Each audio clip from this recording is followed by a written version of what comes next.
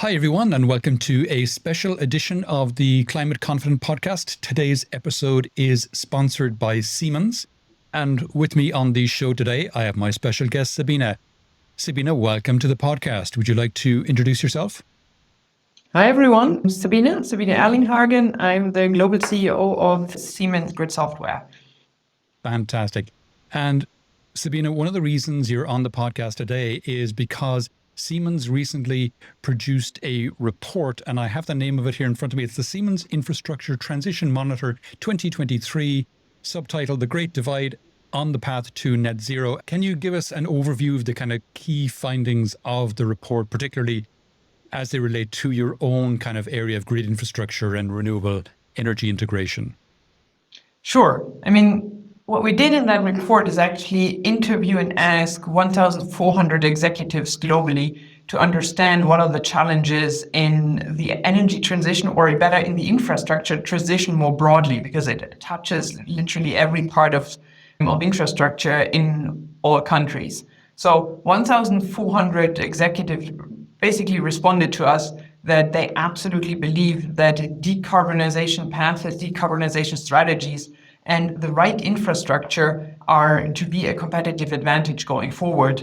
But also, only half of them shared that they don't think that their countries are yet on a successful path to get that competitive advantage. So there's a lot of work to be done. And specifically, the area that I work in most is grids, so electricity grids, both the transmission grids for the high voltage as well as the distribution grids. And the numbers of how much work there is to be done to make a successful energy transition is really amazing. And the report sheds quite some light on the challenges, but certainly also on some solutions. Fantastic. And I'll put a link for people who are interested to that report so people can have a browse in their own time. But can you give us an idea for, well, let's talk about grids, because that's your area of interest, and that's what we're here to talk about today. I've had guests on the podcast before who have referred to the grid as being kind of a bottleneck in the energy transition. Is that something that you'd agree with? And if so, what do you see as the most kind of pressing challenges currently facing the grid sector in the context of renewable energy expansion? I would 100% agree. And I've said that publicly multiple times. And it's an underestimated bottleneck, because most of the time when we think about decarbonization, we think about offshore wind or solar panels, or we think about how we insulate houses better or do energy reduction measures. But ultimately, if you want to get to clean forms of energy, you get away from oil, you get away from gas for heating, for transport, for a lot of industrial processes, and you replace it by electricity. The thing with electricity is it's produced somewhere and it's consumed elsewhere. Mm-hmm. So the grids need to keep up with that. Just to mention a few numbers, we expect that the energy, or the electricity consumption to be precise, will go up threefold by 2050. And if we only look at grids and the needed capacity in the more near term, we expect that grids need to double their capacity in 7 to 12 years in many countries. So Norway says 7 years, some other countries say 12. Some are a little bit more relaxed, but it's all very short times if you think about building of infrastructure in cities, in places where you don't have space, where you need permissions, where you need supply chain and so forth. Okay. And can you, not everyone who listens to this podcast might be as au fait with energy systems and electricity and grids as you are. Just for people listening, could you kind of differentiate the difference between energy and electricity, as you've mentioned there, and also talk about how primary energy versus electricity differs in terms of the amount required? I think by and large you can put a fuel into your car. That's the easiest thing to think about the difference, right? You put the oil into your car in form of gasoline or diesel, and you run your car based on a combustion engine, right? And you produce the energy in that means. If you have a battery, you can use electricity, and that electricity has many ways of being produced. And of course, you can also have a gas-fired or coal-fired power plant producing the electricity, then it's not green. But with electricity, you have the chance of having a green option, which you don't have if you run your car on classical gasoline. So that's why this transition to electricity gives you a green choice, which is wind, which is solar, which is hydro plants, and so forth. And that's why the pathway to net zero really relies on, we call it the electrification of everything. So everything running electric. You see the same discussions on heat pump versus gas heating. So if it's gas, it's never green, or it's natural gas, it's never green. And with heat pumps, you have electricity, and electricity again has a green option. And that's why this form of energy gives you an option to do it carbon neutral. Yeah, and electricity is generally far more efficient than most of the other forms of energy. And so electrification means that actually the amount of energy we consume could fall significantly while increasing the amount of electricity consumed, correct? Yes, that's very true. Because, I mean, obviously, if you run a gas plant or a coal plant, there's a certain loss in that process. And the degree of efficiency is much lower as if you do it directly via the electricity route. So that's certainly true. And the same, by the way, is an argument on the hydrogen piece as well, right? If you would heat, let's say, a city with heat pumps, and you use one windmill for that, if you would heat the same city with hydrogen, you would need 5 windmills for that to produce that hydrogen in a green way. So it's the same ratio type of question of just getting the efficiency as high as possible with the energy hungry world that we live in. Yeah, and it's a similar one for electric vehicles as well. I think it's 2 to 3 wind turbines for a hydrogen fuel cell vehicle versus 1 for a fully electric car. It's a fascinating space to watch. In terms of grid management, what are some of the best practices emerging, across the industry for grid management in integrating renewables like wind, solar, and distributed energy sources? I mean, grid management in the past, if you imagine what it was kind of, there are, let's say 10 big power plants where the characteristic really well, and they're in your territory, and then you distribute that energy to households who have very foreseeable patterns of consumptions by and large. So the task was never to be underestimated, but compared to what it is becoming, it has been easy compared to that. Because now we have millions of power plants in the distributed energy world, with millions of solar panels, batteries charging forth and back on EVs in the future. So the complexity of managing a grid is increasing by far, not only because of the distributed nature, also because of the intermittent nature of those resources, because obviously the sun is not always shining, the wind is not always blowing, and there's a lot more effort and management of complexity needed in order to still keep those grids stable. And there's a big focus here on distribution grids, while so far we've been managing the transmission grids, which is the high voltage lines. And the distribution grids have really been just there to distribute and didn't have a big challenge on grid stability or anything. But now they are, as people have solar panels on their roofs and things like that. Is that what you're saying? Yes. So the distribution grids is basically what your homes or smaller shops or smaller industrial sites are connected to, and all of a sudden they become less predictable, and they become active players in the network. And if you think about what this does to grid planning, grid operations, and grid maintenance, it's very, very significant. And we tend to say that we actually flip the grid on the head from a management perspective, and that basically shatters all the paradigms that you had before in how you manage grids. And that's a very significant change. And obviously, software can play a big role to handle complexity, software, including obviously smart algorithms, AI. But in the first place, managing the grid without software has never been possible, but now it's becoming paramount because the experts are just getting overwhelmed with the amount of information that they need to process. Okay.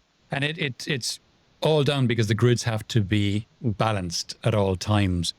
And as you mentioned earlier, if you have, a grid with 10 power plants and then millions of consumers, that wasn't too challenging because at least you knew that the generation side of it was stable and the consumption side of it, the demand, was variable but predictable. But now we've moved to, as you said, where you have thousands, potentially even more, of generators, as well as the millions potentially of consumers, demand. And so you've got massive variability on both sides. And so, yeah, I can see how software is vital. There's no one who could be flipping enough switches to do this manually. So absolutely, it has to be done. Where do things like interconnects fit in all this? Because as you said, and I've said this before on the podcast, yeah, sure, the sun isn't always shining and the wind isn't always blowing, but it is. The sun is always shining, in fact, just maybe not here. And the wind is always blowing again, just maybe not here. So, how do interconnects fit into this?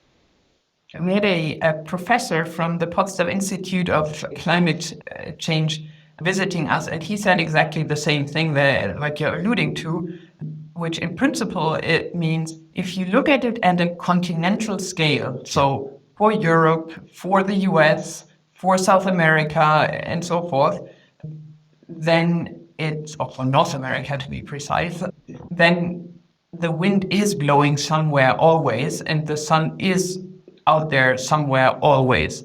So if we look at the systems from a large enough lens and we get the coordination across, actually the tasks becomes much easier. And luckily in Europe, we are pretty well set up for that already. If you look at the control centers for the high voltage lines, they're actually already having a view on the entire grid of Europe. So you can, from Portugal to Ukraine, you can see the situations in the grid and you can see things coming if there's a problem and if that is propagating through the grid across countries. And that enables countries or individual zones for certain parts of the grid to help each other out. It was just with one large grid operator in Germany as well, and they said the amount of exchange that we have today is like unheard of from what we did in the past. In the past, we operated our grid and we were fine. Today, we're constantly asking for help left and right, or we're providing help left and right, just to keep the overall system stable in an efficient way. Yeah. Because that's the next point, maybe, how to do all of that without letting the cost explode and it taking for ages. Sure. And I'm based here in Spain, and there's the Red Eléctrica de España who manage the grid here. And on their website, you can see, who they've bought energy in from, typically France and Portugal, and who they've sold energy to, typically France and Portugal, sometimes Morocco as well, both ways. But in the same day, you can see that they've sold in some part of the day and they've bought in, they've exported and imported at different times of the same day. So it's a constant kind of juggling match. I assume Red Eléctrica España is not unusual in that. I'm sure that's the same for most grid operators, correct? That's very true. And I mean, there's different patterns to that also if you look at the different seasons in the year. Right. Because some countries use electricity for heating, then their demand is higher in winter. Some use electricity for cooling, then their demand, and so forth. Mm-hmm. So there are some patterns, and there's quite a good level of coordination among transmission grid operators in Europe already. If you look to the US, and some of the audience might have watched Bill Gates making pretty significant statements about the grids, that the US is not as well coordinated across their own states.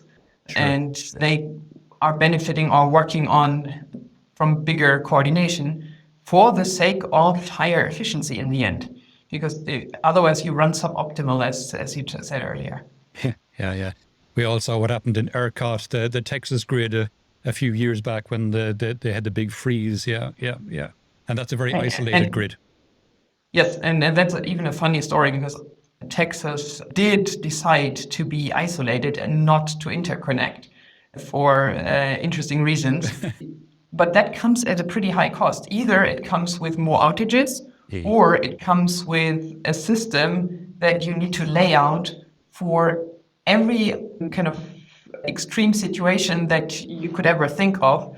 So either it increases the cost or it increases the outages. So the collaborative model between larger pieces of the US has its benefits, and that's true for US and also for Europe.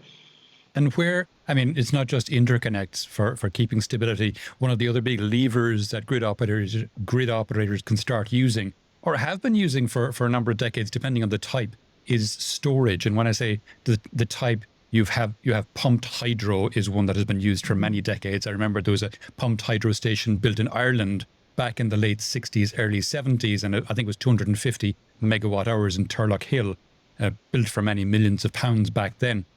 But now we're starting to see with the likes of lithium-ion batteries, and I had a podcast episode a few weeks back around vanadium flow batteries, for example. These kind of things are now starting to make themselves felt on the grid as well. How do you see their role in grid stability? I think they're absolutely vital. I mean, to what extent and like what's the exact mechanism is something that the industry is still figuring out, and also what's the best technology to do that. But you can definitely see that everybody who has pumped hydro is like in a very comfortable situation because creating pumped hydro these days is a very, very difficult thing. So batteries are much more straightforward. And if you look at, I mean, we work quite a bit with California ISO, and they use batteries quite significantly already in terms of megawatt and megawatt hours on their grids.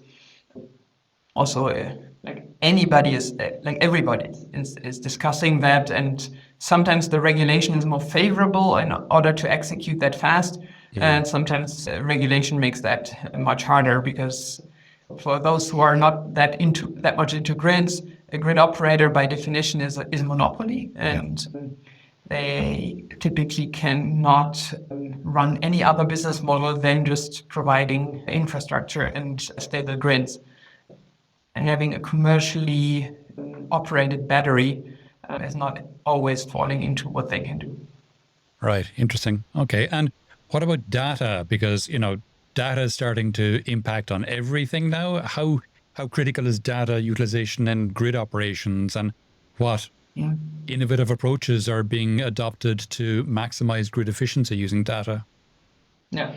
I mean, we've been talking a lot now about transmission grids and the high voltage lines, and that's what people typically think of because that's the most visible part of the grid and the most impressive, maybe, in terms of size. And in the high voltage grids, you have a lot of data traditionally, and you manage your grids based on that data, and like every minute, every second, 24/7. When we now get to distribution grids, which is more than 50% of the grid when you count it in kilometers, right, then that's where the fun starts, let's say. Because traditionally, you don't have any data.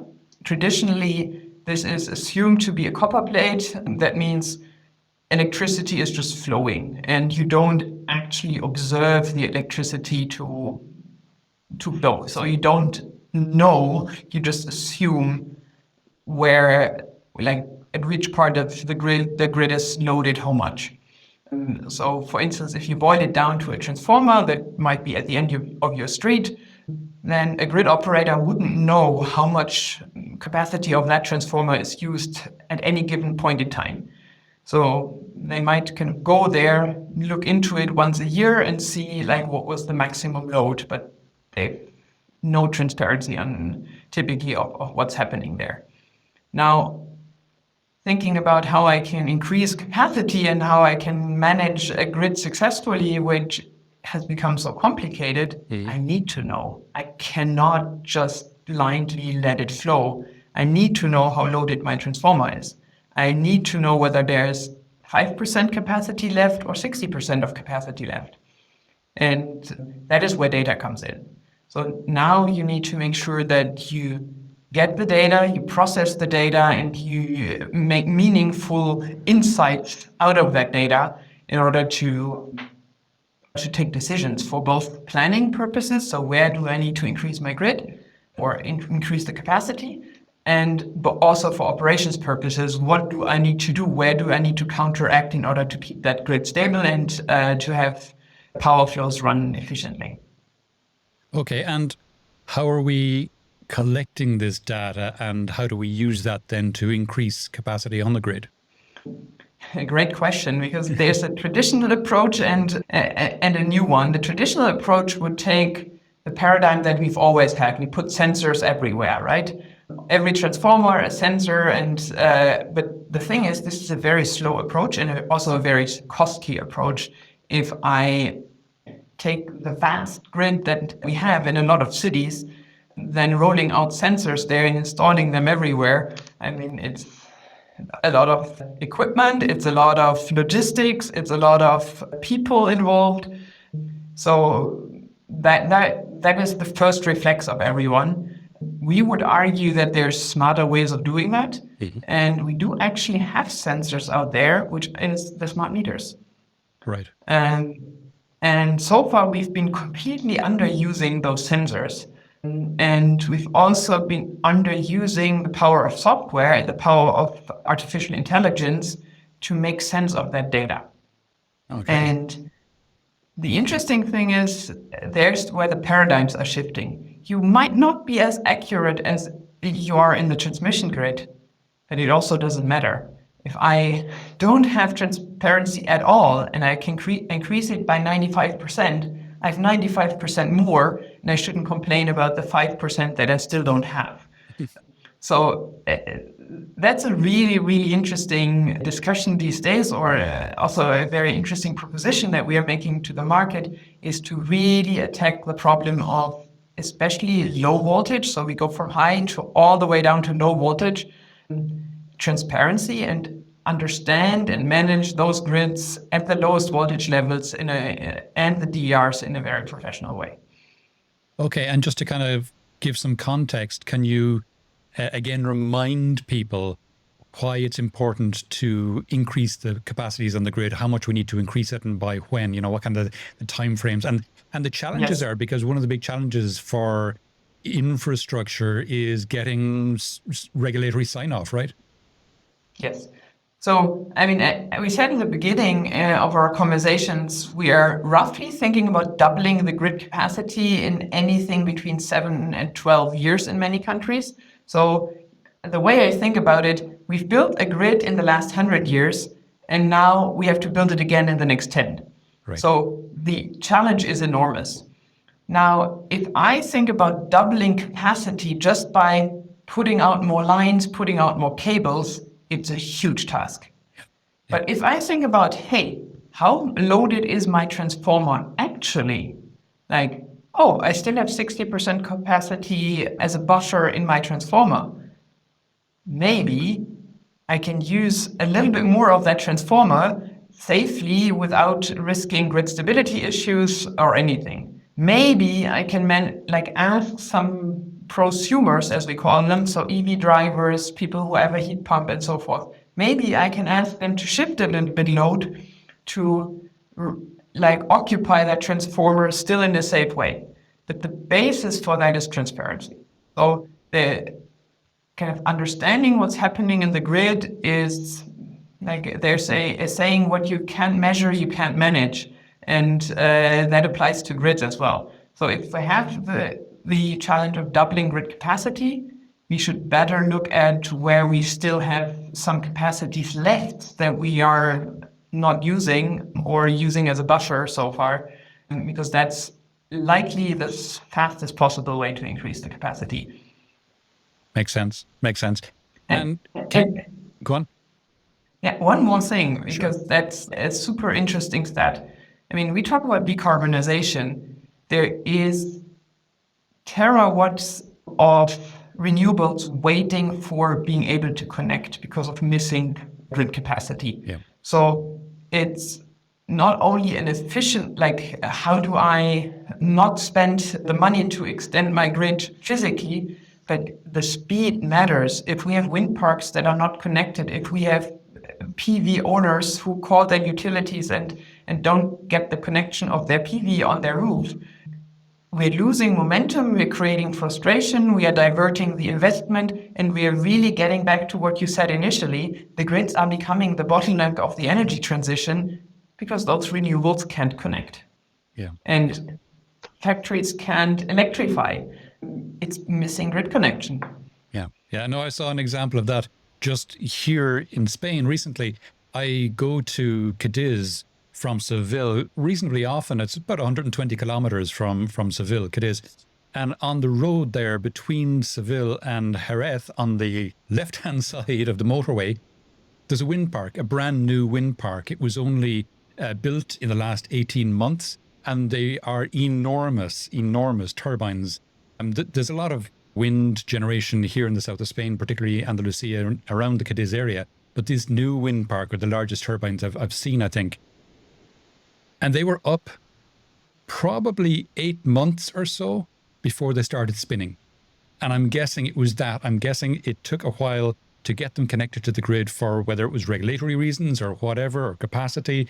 But I passed them yesterday. And yesterday was the first time I saw them actually spinning. So that was great to see. Yeah, I would agree. That would be my first suspicion as well, that this was because of missing grid connections. If you look at a major provider of data centers, actually told me that 1 out of 3 criteria for where they locate their data center was grid connection. Right, yeah. So, and I mean, data centers with AI consumes an X-fold of energy, of electricity than other data centers. So the data centers, like in terms of electricity consumption, they're entire states by now, if you make the math.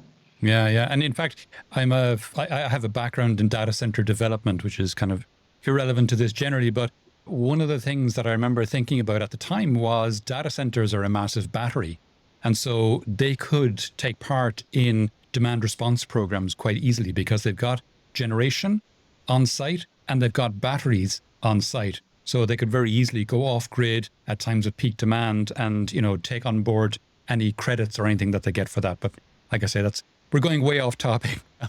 It's an interesting thing, though, because I asked that person from that big data center company and asked, like, hey, but you are so big, if anyone, I mean, why don't you just produce your electricity yourself? You make yourself autonomous and you don't need a grid. Mm-hmm. Like if that is one of your biggest bottlenecks and the biggest criteria for looking for where to build the next location. And then she said, this is not possible. We are consuming so much and the level of reliability that we need is something that we can produce ourselves. I mean, yes, you have a backup generator, of course, but that will only get you through to a certain period of time. And the stability that a proper and well-managed grid provides is something that even the hyperscalers can't produce themselves. So that was a pretty impressive statement because I hear that argument so often, but then we just make ourselves independent of the grid.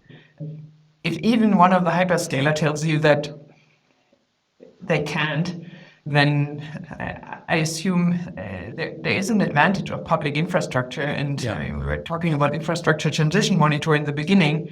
It really is that level of competitive advantage. If you have a great infrastructure as a country or as a region, then it does matter for attracting industry, for creating workplaces. So I think it's an underestimated topic. Yeah. Yeah, fair enough. Fair enough.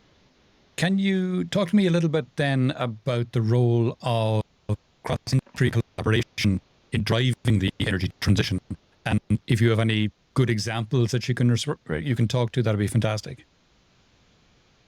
Absolutely. I mean, you're touching upon a great point. Because I mean, we've highlighted the challenges of the energy transition, especially on grids, especially on bringing transparency to the grids, being able to manage grids better. if you look at that more closely, you actually start to understand how big of a task that is. Just to think about a utility, I mean, you ask a utility both to be great in consumer engagement, great in kind of communicating to you, to the household, to give me hints for how I save energy, and really have that engagement level. On the other hand side, you look for a super stable control room and the pros in running the grid stably, understanding every outage, coordinating with the surrounding grid operators. So there's a lot of the task at hand is really big to transition that way of managing grids from like marketing in consumer end to hardcore control room, if you like. And then if you look at the collaboration between utilities, you have the high voltage needs or the transmission needs to collaborate with distribution. The transmission operators need to collaborate across. And we as technology providers need to collaborate in order to make it easy for those utilities to get their digitalization strategies realized. That's why I think we all need to join forces. Like my team is working on that heavily to really partner and team up and get the speed into this industry. I mean, if anything, this industry has never been fast. And you can only get fast if you take out the complexity and run collectively into one direction and just get certain processes done much, much faster.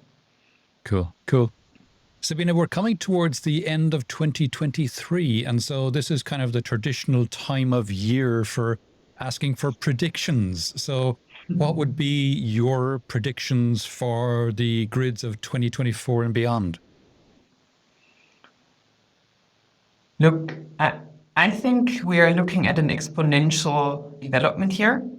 And in Corona, we unfortunately learned what exponential means. So you don't see nothing until it's too late. And the same is somewhat true for grids. There's shifting towards distributed and renewable energy resources, the proliferation of electric vehicles. There will be that inflection point, and we are at it or nearing it much closer than we would intuitively think. And then it's very difficult and potentially too late to react. And so we already see renewables not being able to connect. We already seeing the quality of service going down. We already see rates going up. So there's very little time, if no time left, to react. And every estimate on how DERs, EVs, heat pumps, you name it, have been corrected upwards in the last couple of years. And it's even in a pace of 6 months now that you're correcting those upwards. So I think we will see a dynamic imminently that we might not have expected. And do you think we'll get to triple the renewables by 2030 as people are saying we need to? I'm an eternal optimist. And I do believe in the power of small independent decisions. So I'm not necessarily betting only on the big wind farms and the offshore wind parks and so forth. I think the power of, I just look out of my window here and there's still so many roofs that don't have PV. And the economics of that, I just come back from Estonia. And of all countries, Estonia, that's up in the north there somewhere, right? The Baltics, yeah, the Baltics. And they had in summer 78% of their electricity in one day provided by solar. Wow. Estonia, solar, right? And the grid has seen an 15x increase in connection requests for solar just within 2 years. And it's a lot of independent decisions by independent house owners and so forth. So those types of independent decisions can give you a dynamic that can be extremely fast. think about the iPhone at the time, right? Nobody had a smartphone, and all of a sudden everybody had a smartphone. Like the investment cycles for cars are a little bit longer than for phones, but there will be that tipping point. Same thing with heat pumps, same thing with solar. It's independent decisions, and as soon as they make commercial and societal sense, people act very quickly. Yeah.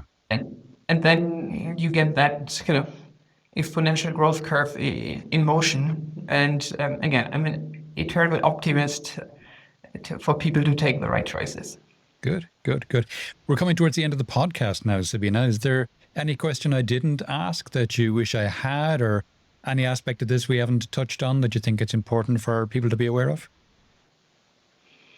I think we covered many things. I think the thing to think about is speed and collaboration, and what it takes. I'm a technology provider, so I can't help it. And so what it takes is really an open approach to technology, a flexible approach, a modular approach to everything from IT to OT to IoT, because that in the end enables the power that software can unfold, the power that digitalization can unfold. And if we get an agreement across vendors, across parties, that we standardize, we are open, we can click and connect. I mean, we've seen that with a lot of standards around the world, then we can be very fast. And if anything we don't have is time. True. Fantastic. Sabine, that's been really interesting. If people would like to know more about yourself or any of the things we discussed on the podcast today, where would you have me direct them? I mean, the Energy Transition Report is certainly a great one. I was fortunate to also share some of my thoughts there. And then, of course, the Siemens website and also the Accelerator view on that. That's our digitalization brand. Both are great places. And of course, LinkedIn, if you want to catch me personally. Perfect. Fantastic. Sabine, thanks a million for coming on the podcast today. Thank you.